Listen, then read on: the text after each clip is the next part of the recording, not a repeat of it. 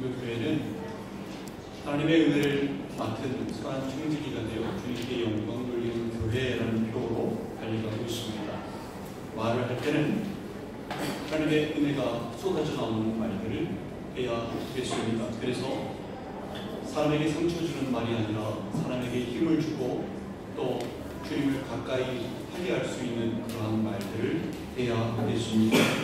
사역을 할 때는 내 힘과 내 능력으로 하는 것이 아니라 주님께서 주시는 힘과 능력과 지혜로 그 모든 것으로 해야 하겠습니다. 생업에 종사할 때도 내 힘과 능력을 의지하면 아무것도 못합니다.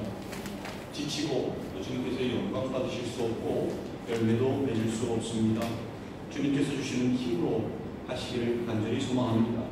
몸으로 하나님께 영광 돌리시기를 소망합니다. 시간을 아낌으로 잃어버린 시간을 찾아서 주님 앞에 가장 집중할 수 있는 시간을 올려드림으로 주님께 영광 돌리시는 여러분들 되시기를 소망합니다. 우리 지난주 성경 암송 구절 함께 암송해 보도록 하겠습니다. 예레미야서 8장 22절 말씀이었습니다. 시작. 길르앗에는 고양이 있지 아니하니라. 그곳에는 인사가 있지 아니하니라. 딸 내 백성이 치료를 받지 못함은 어찌 되리요. 예레미야서 8장 22절 말씀. 오늘 주보를 참조하셔서 오늘 본문 말씀을 함께 읽도록 하겠습니다. 골로새서 3장 15절에서 17절 말씀인데요. 그 전에 이번 주 성경 암송 구절을 함께 읽어볼까요? 주보 골로새서 3장 15절 말씀입니다. 시작. 그리스도의 평강이 너희 마음을 주장하게 하라. 너희는 평강을 위하여 한 몸으로 부르심을 받았나니 너희는 또한 감사하는 자가 되라. 골로새서 3장 15절 말씀. 자, 오늘 본문 말씀 골로새서 3장 15절에서 17절 말씀입니다. 함께 한 목소리로 합동하시겠습니다. 시작.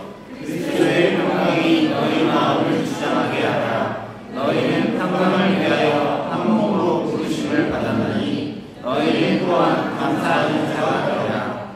그리스도의 말씀이 너희 중에 풍성히 거하여 모든 지혜로 피차 가르치며 권면하고 시와 찬송과 신령한 노래를 부르며 감사하는 마음으로 하나님을 찬양하고 또 무엇을 하든지 말이나 이르나 다 주 예수의 이름으로 하고 그를 힘입어 하나님 아버지께 감사하라. 기도하시겠습니다. 아버지 하나님, 이 시간도 말씀 가운데 역사하여 주셔서 저희 심령 가운데 또 계셔서 역사하여 주시옵소서.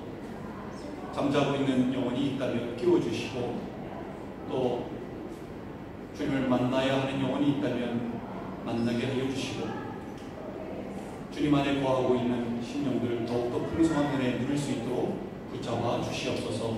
저희 모두 말씀을 전하는 자라 듣는 자들 주의 뜻대로 말씀대로 살아가는 귀한 심령들 되게 역사하여 주시옵소서. 예수님의 이름으로 기도드리옵나이다. 아멘. 오늘 우리에게 주시는 말씀은 평강과 감사에 대한 말씀입니다. 두 단어가 생소하신 분들은 없을 것입니다. 평강과 감사는 우리 신앙인들에게 많이 익숙한 말이고요. 또 신앙생활에서도 아주 중요한 원리이기 때문입니다. 먼저 감사에 대한 말씀입니다. 여러분들은 감사를 어떻게 정의 내리시고 계시며 또 어떻게 감사드리고 계십니까? 고마운 분에게 고맙다고 인사하는 것이 감사일까요? 성경에서 범사에 감사하라고 말씀하였는데 계속해서 하루에도 여러 번 주님 감사합니다를 외치고 그렇게 기도하면 꼬박꼬박 그렇게 주님 감사합니다라고 기도하면은 그것으로 감사하게 되는 것일까요? 그것이 성경에서 말씀하는 감사의 정의일까요? 감사를 나타내는 헬라어 원어가 유카리스티아입니다. 유카리스티아. 이 단어는 선함을 나타내는 유라는 단어와 은혜를 나타내는 카리스라는 단어가 합해진 합성어입니다. 즉 선한 은혜, 유카리스, 선한 은혜입니다. 따라서 감사의 원어적인 의미가 뭐냐 하면 유카리스티아라는 것은 하나님의 선한 은혜를 기억하는 것, 이것이 감사의 정의인 것입니다. 즉 성경에서 주님께 감사라고 하는 것은 주님의 선하신 은혜를 알고 기억하는 것, 이것이 감사인 것입니다. 세상적으로는 감사의 의미가 고마운 분들에게 고맙다고 인사하는 것일지는 모르나 적어도 우리 믿음의 사람들에게 감사라는 의미는요, 주님의 선하신 은혜, 즉 나를 구원하신 주님의 은혜, 나에게 베풀어 주신 주님의 은혜, 내 삶 가운데 역사하여 주신 주님의 은혜를 알고 기억하는 것, 이것이 감사라는 것입니다. 신명기의 주제를 기억하십니까? 네 하나님 여호와를 기억하라. 너를 구원하여 내신 하나님을 기억하라. 너를 이 순간 이곳까지 인도하여 주신 하나님의 은혜를 기억하라. 너를 환난 가운데 건져내시고 살 길을 주시고 역사해 주신 하나님을 기억하라. 이것이 신명기의 주제가 아니었습니까? 그리고 성경 전반에 걸쳐서 우리에게 반복해서 주고 계시는 말씀 아닙니까? 이 하나님의 선하신 은혜를 알고 기억하라는 것이 바로 감사하라의 다른 표현인 것입니다. 따라서 신명기의 또 다른 주제가 뭐겠습니까?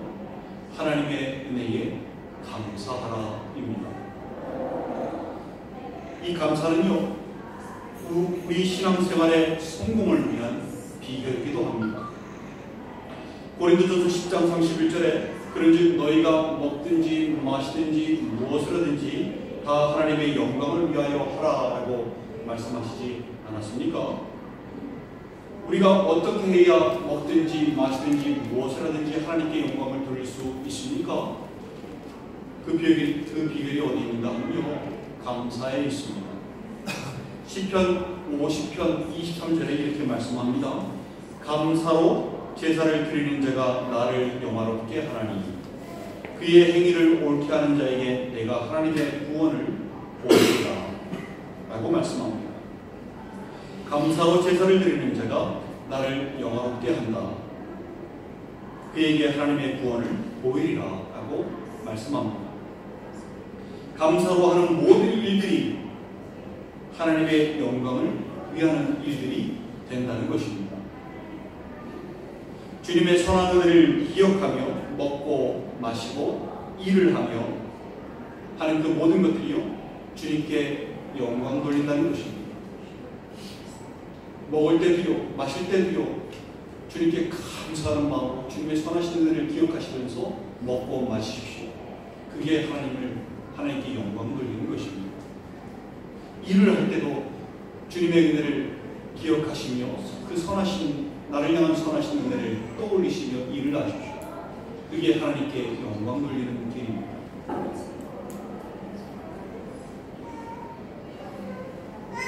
그 사람들에게 주님의 구원이 보여지는 것입니다. 살아가면서요, 감사가 사라지게 되면, 즉 하나님의 선하신 은혜를 잊어버리고 기억하지 못하게 되면 그때부터 문제가 발생하게 됩니다. 광야 땅의 이스라엘 백성들 1세대들을 생각해 보십시오. 그들에게 있었던 문제들을 생각해 보십시오. 문제가 뭐였습니까? 그들이 왜 불평불만하며 원망하며 문제 앞에서 주저앉고 믿음을 잃어버리고 원망하며 살았습니까? 그 이유는 그들에게 감사가 사라졌기 때문입니다. 하나님의 선하신 은혜를 잊어버렸기 때문입니다. 어떻게 그들을 구원하셨는지, 어떻게 홍해 바다를 가르시고 건너게 하셨는지, 어떻게 반석을 내리셔서 샘물나게 하셨는지, 어떻게 구원하셨는지, 지금도 만나를 내리셔서 어떻게 먹이시는지, 구름 기둥, 불 기둥으로 어떻게 인도하시는지, 그 선하신 은혜들을 까먹었기 때문에 그렇습니다. 그 은혜를 기억하지 못하였기 때문에 무너져 내렸던 것입니다. 가나안 땅에 들어가서도 마찬가지입니다. 그들이 하나님의 선하신 은혜를 잊지 않고 그들이 기억했습니까? 아니요. 그들이 입으로는 하나님께 감사하는 말을 여러 번 외쳤을지 모르나 정작 그들은 하나님의 선하신 은혜를 기억하지 못하고 우상 숭배에 빠지고 말았습니다. 로마서 1장 21절에서 23절에 그것을 이렇게 잘 표현하고 있습니다. 하나님을 알되 하나님을 영화롭게도 아니하며 감사하지도 아니하고 오히려 그 생각이 허망하여지며 미련한 마음이 어두워졌나니 스스로 지혜 있다 하나 어리석게 되어 썩어지지 아니하는 하나님의 영광을 썩어질 사람과 새와 짐승과 기어다니는 동물 모양의 우상으로 바꾸었느니라. 하나님을 모르는 게 아니라 하나님을 안다 그랬어요.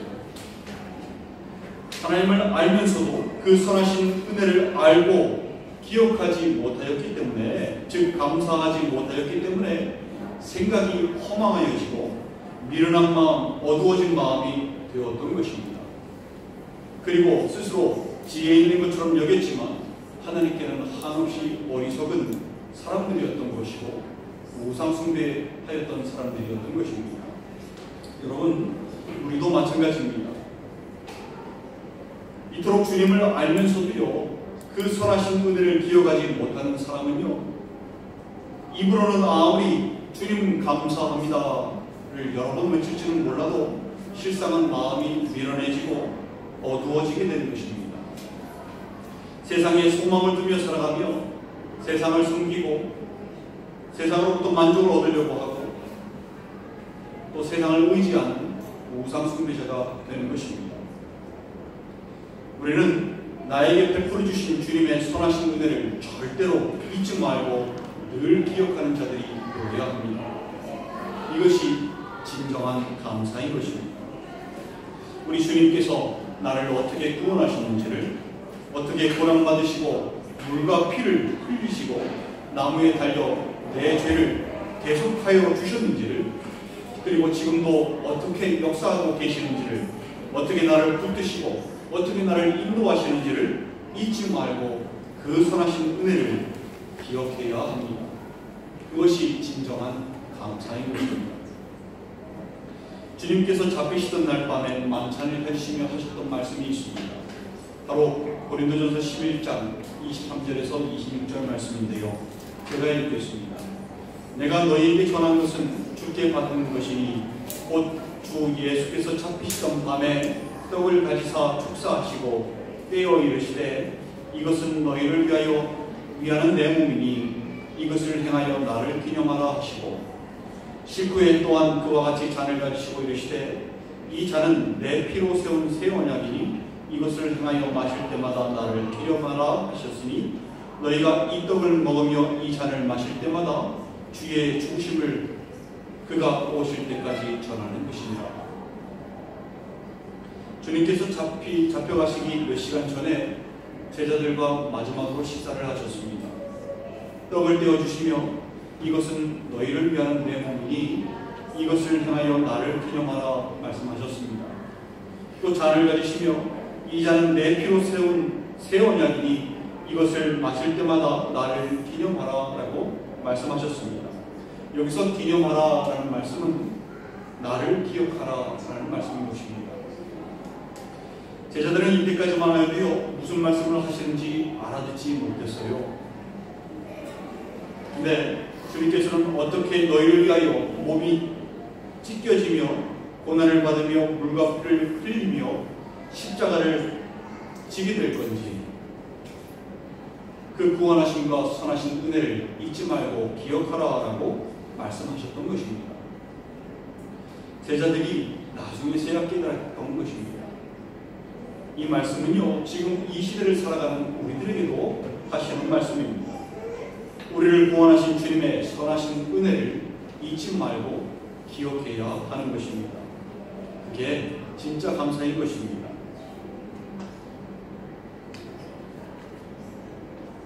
나를 위해 피 흘리신 나를 구원하신 주님의 은혜를 절대로 잊어서는 안 되는 것입니다.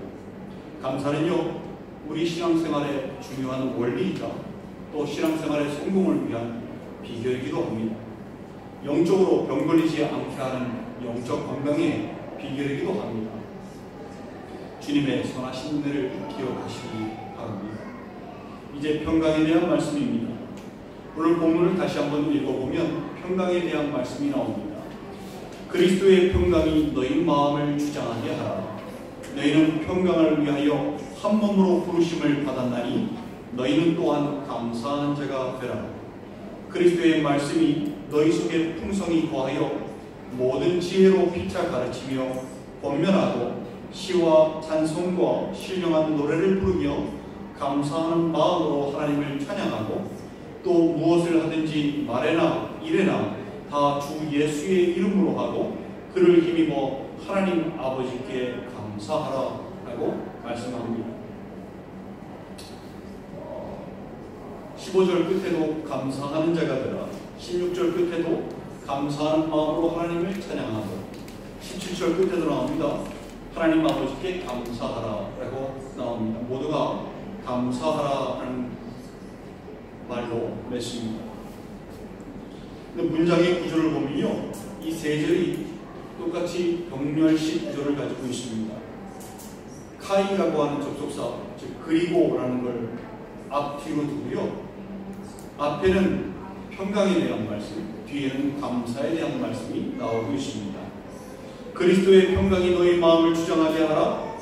그리고 감사하는 자가 되라 라고 말씀합니다. 또 그리스도의 말씀이 너희 속에 풍성히 거하게 하라. 그리고 그를 힘입어 하나님 아버지께 감사하라.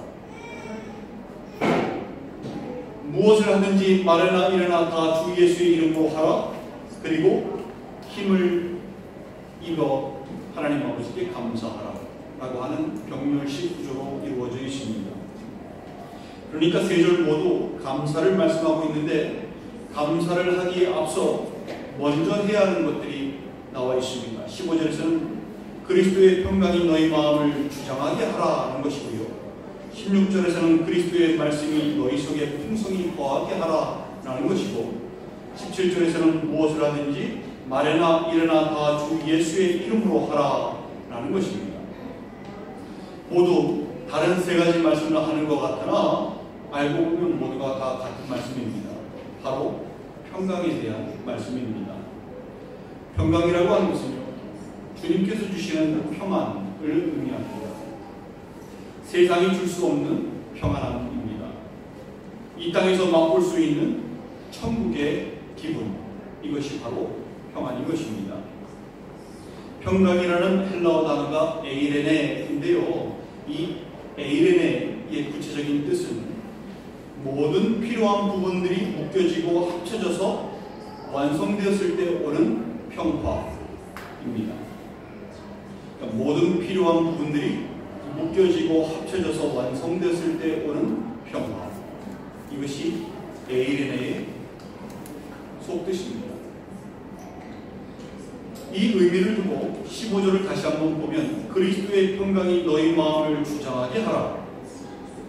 너희는 평강을 위하여 한 몸으로 부르심을 받았나니 라는 말씀은 머리 대신 그리스도와의 연합, 그리고 몸의 지체들 간의 연합이 이루어져 한 몸이 되어지게 하라라는 말씀인 것입니다. 주님과 한 몸이 되어지면 주님의 말씀이 우리 안에 풍성히 거하겠습니까? 안 거하겠습니까? 거하게 되겠죠. 그게 바로 16절 말씀인 것입니다. 주님과 한 몸이 되어지면 무엇을 하든지 말에나 일에나 주 예수의 이름으로 하겠습니까? 하지 않겠습니까? 주 예수의 이름으로 하게 되어 있는 것입니다. 그게 바로 17절 말씀입니다. 따라서 15절, 12절에서 17절이 모두 다른 세 절에 다른 말씀을 하는 것 같으나 모두 다 평강에 대한 말씀인 것입니다. 15절, 16절, 17절 모두가 평강하고 감사하라, 평강하고 감사하라라고 말씀하고 있는 것입니다. 주님께서는 이 평강에 대해서 여러 번 강조하셨습니다. 특별히 십자가를 지시기 전과 또 부활하시고 나서 제자들에게 나타나실 때에 이 평강, 에이레네를 자주 말씀하셨습니다. 요한복음 14장 27절에 평안을 너희에게 끼치노니 곧 나의 평안을 너희에게 주노라. 내가 너희에게 주는 것은 세상이 주는 것과 같이 아니하니라. 너희는 마음에 근심하지도 말고 두려워하지도 말라. 이 평안이 에이레네입니다. 요한복음 16장 33절 말씀입니다. 이것을 너희에게 이루는 것은 너희로 내 안에 평안을 누리게 하려 함이라. 세상에서는 너희가 환난을 당하였으나 담대하라. 내가 세상을 이겼노라. 누가복음 24장 36절 말씀입니다. 이 말을 할 때에 예수께서 친히 그들 가운데 서서 이르시되 너희에게 평강이 있을지어다 하시니. 요한복음 20장 19절 말씀입니다. 이날 곧 안식 후 첫날 저녁 때에 제자들이 유대인들을 두려워하여 모인 곳에 문들을 닫았더니 예수께서 오사 가운데 서서 이르시되 너희에게 평강이 있을지어다. 같은 장 21절에 예수께서 또 이르시되 너희에게 평강이 있을지어다. 아버지께서 나를 보내신 것 같이 나도 너희를 보내노라. 또 같은 장 26절에 여드레를 지나서 제자들이 다시 집 안에 있을 때에 도마도 함께 있고 문들이 닫혔는데 예수께서 오사 가운데 서서 이르시되 너희에게 평강이 있을지어다 하시고, 이렇게 평강, 평안 모두가 다 에이레네입니다. 원어로는 똑같은 말입니다. 왜 주님께서는 이렇게 평강에 대해서 강조하셨을까요? 왜 주님이 이렇게 평강에 대해서 강조하십니까? 이 평강이 주님과의 연합을 말씀하고 있기 때문입니다. 이 평강이 없으면 감사할 수 없기 때문입니다. 감사하지 못하면 주님의 선하신 은혜를 기억하지 못하게 되고, 그렇게 되면 마음이 미련해지고 어두워지기 때문입니다. 스스로 지혜 있는 것처럼 여기나 실제로는 어리석은 사람이 되기 때문입니다. 세상에 소망을 두고 살아가기 때문입니다. 세상에 마음을 두고 살아가는 우상 숭배하는 자들이 되기 때문입니다.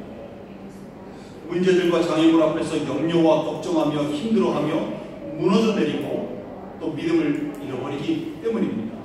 믿는다고 말은 하지만 열매를 맺을 수 없는 삶을 살기 때문입니다. 이토록 평강은 우리의 영적 상태가 어떠한지를 보여주는 척도가 됩니다. 여러분들은 평안하십니까? 그리스도의 평강이 여러분들의 마음을 주장하십니까? 아니면 삶의 여러 가지 문제들로 인하여 평안을 잃어버리셨습니까? 평안을 잃어버리셨다면 여기 다시 되찾는 비결이 있습니다. 바로 빌립보서 4장 6절에서 7절 말씀입니다.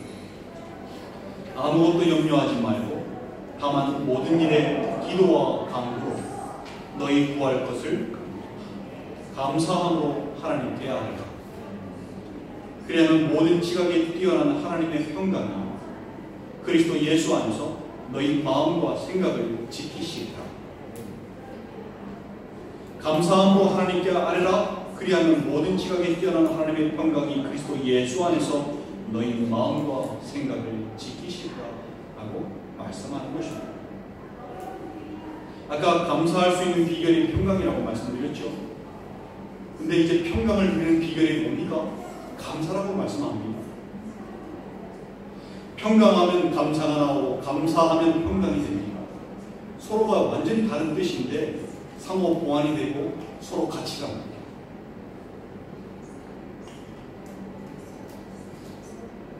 평강이 있으면 감사가 나오고 감사가 나오면 평강이 나의 마음을 주장하게 되는 것입니다. 놀랍지 않습니까? 여러분, 이게 우리 신앙생활에 굉장히 중요한 원리이자 비결입니다. 내가 주님 안에, 주님께서 내 안에 거하시는 비결이 됩니다. 그 감사에 엄청난 비결이 숨겨져 있는 것입니다. 내가 지금 삶의 문제들로 인해서 힘들어하고 있습니까? 마음에 천국의 기분을 못 느끼고 있습니까? 빨리 감사를 회복하십시오. 감사가 뭐라 그랬습니까? 나를 향한 하나님의 선하신 은혜를 기억하는 것입니다. 나를 어떻게 여태까지 인도하셨는지를 가만히 떠올려 보세요. 나를 어떻게 구원하셨는지, 나를 위하여 어떻게 피 흘리셨는지, 그리고 살아오면서 나의 손을 얼마나 많이 붙들어 주셨는지 하나님의 선하신 은혜를 기억해 보십시오. 그게 감사입니다. 그럼 어떻게 됩니까? 내 마음의 평안이 다시 찾아옵니다. 이까지 끝까지 내가 고민을 하고 있었습니다. 문제도 아닌 것을 내가 고민을 하고 있었다. 하나님의 평강이 내 마음을 주장하시는 것입니다. 그리고 주님께서 내 안에 거하시니 나로 하여금 한 걸음 한 걸음 나아갈 수 있게 인도해 가시는 것입니다. 감사의 그 엄청난 비결이 숨겨져 있습니다. 다시 잃어버린 평안을 되찾는 비결도 거기에 있습니다. 당연히 그 안에 평안이 넘치고 평강이 넘치면 감사가 나오게 되어 있습니다. 그 평안을 되찾는 비결도 감사에 있습니다. 여러분, 하나님의 선하신 은혜를 반드시 기억하셔야 합니다. 잃어버리시면 안 됩니다. 하나님의 은혜를 헛되이 받지 말라고 하였습니다. 그게 하나님께 감사한 자가 되어야 한다는 것을 말씀하고 있는 것입니다. 성경을 읽어보십시오. 우리로 하여금 하나님께 감사할 수 있는 요인들을 계속해서 보여주시고 하나님께 감사하고 하나님의 선하신 은혜를 기억하라고 말씀하고 있는 것입니다. 사랑하는 지체요, 오늘날 나를 있게 하신 것, 내가 나되게 하신 것은 하나님의 선하신 은혜입니다. 그 은혜를 자꾸 떠올리시는 습관을 가지십시오. 그 은혜를 자꾸 기억하는 습관을 가지십시오. 그러면 하나님의 평강이요 끊임없이 우리를 주장해 가시는 것입니다. 이 땅을 살면서도 천국을 살 수 있게 되는 것입니다. 무엇이 여러분의 마음을 흩어 놓겠습니까? 평안을 다시 되찾으시기 바랍니다. 하나님의 선하신 은혜를 기억하시기 바랍니다. 함께 기도하시겠습니다.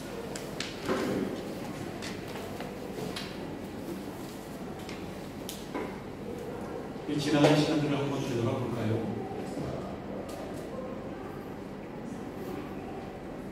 지나간 시간들을 봤을 때 우리가 입으로 참 하나님의 은혜입니다, 놀라운 하나님의 은혜입니다, 감사합니다 라고 고백하였다가 얼마 지나지 않아서 그 하나님의 은혜를 까먹고 잊어버리고 마치 우연의 일치로 어쩌다가 이루어진 건 뭐냐, 그리고 내가 잘해서 내 능력과 내 힘으로 한 건 뭐냐,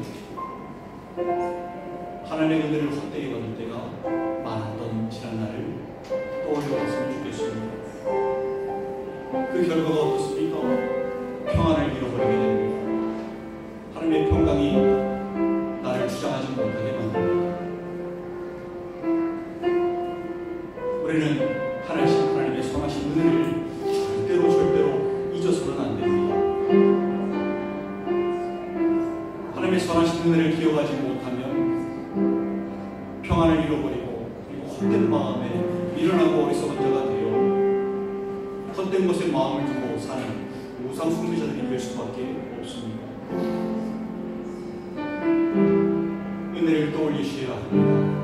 나를 어떻게 구원하시는지, 나를 어떻게 붙들어 주시는지, 나를 어떻게 이끌어 가시는지, 지금도 어떻게 나를 포기하지 않으시고 나에게 끊임없이 힘주시고 능력 주시기 위하여 나를 주장하시는지, 그 은혜에 감사 올려드려야 합니다.